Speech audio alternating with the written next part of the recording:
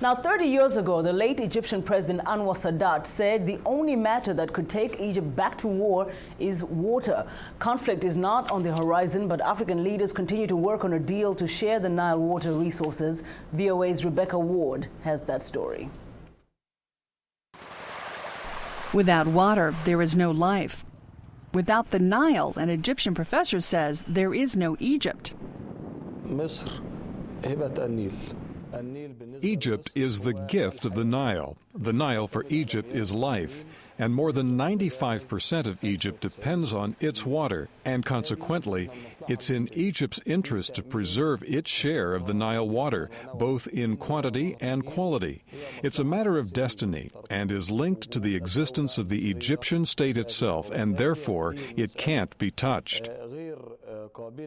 Ayman Shabana is a political science professor at Cairo University. He says Egypt seeks negotiations with its Nile River Basin partners, but needs to conduct further studies to maximize its share of the Nile water. However, at least 5 of the 9 countries that make up the Nile River Basin have decided not to wait. Uganda, Tanzania, Rwanda, Kenya, and Ethiopia signed an agreement last month giving themselves greater control of the Nile waters. The move has angered the Egyptian government, which threatens to challenge the agreement.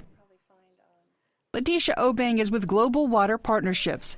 She says water disputes rarely erupt into war, which is why negotiations are so important. There's over 260 shared basins around the world, and that's a huge number, and most countries share water in some way or another.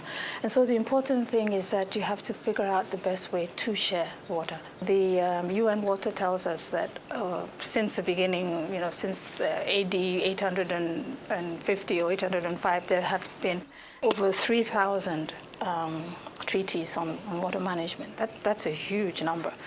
So countries have realized that it's important to find a way to work on managing water together. Treaties dating back more than 50 years grant Egypt as much as 75% of the Nile's waters and veto power on any projects that could disrupt its flow.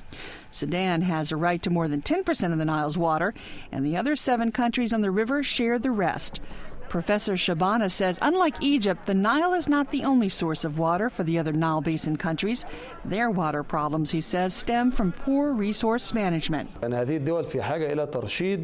Such countries need rational administration of water resources because they possess enormous water resources. Incidentally, Democratic Congo does not care at all about water. It has the Congo River, which is larger and wider than the Nile River. It also has groundwater. It has yearly 40 billion cubic meters. Water management is a challenge for many countries around the globe, especially in developing nations. But Letitia Obeng says even poorer nations need to make it a priority. The world needs to take water management seriously. As you can imagine, if you think about it, water touches every aspect of our lives. And it's a finite resource. And the more we pollute it, the more we mismanage it, the more difficult it is going to be for us to be able to use it in the future down the line, and for our children and our children's children to use it. So it's very important that we manage it in a sustainable way. Obeng points to the success of the management of the Yellow River in China. The management partnership serves more than 100 million people in 9 provinces, tackling issues like flooding, supply and demand, water pollution, sustainability, and economic development. But half a world away, a dispute over the resources in the Nile River Basin may not be resolved so amicably. Egypt is threatening legal action, while Ethiopia's prime minister has been just as insistent that a new Nile sharing agreement go forward, telling journalists the idea that the Nile belongs to Egypt is old-fashioned. Rebecca Ward, VOA News, Washington.